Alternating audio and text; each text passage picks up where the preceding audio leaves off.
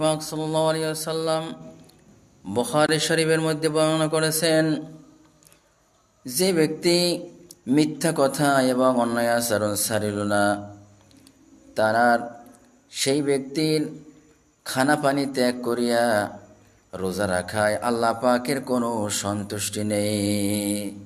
প্রিয় ভাইয়েরা, আমরা রোজা রাখি কার জন্য বলেন? রোজা রাখি একমাত্র আল্লাহ পাকের জন্য, তাকে রাজি খুশি করার জন্য।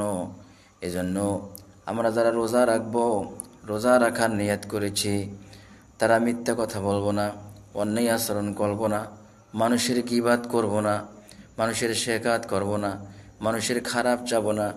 এগুলি যদি করি তাহলে খানা পানি ত্যাগ করিয়া আল্লাহ রাসূল সাল্লাল্লাহু আলাইহি ওয়াসাল্লাম বর্ণনা করেছেন, এগুলি যারা করবে তারা খানা পানি ত্যাগ করিয়া রোজাতে রাখলো, এতে আল্লাহ পাককে খুশি করতে তারা পারলো না।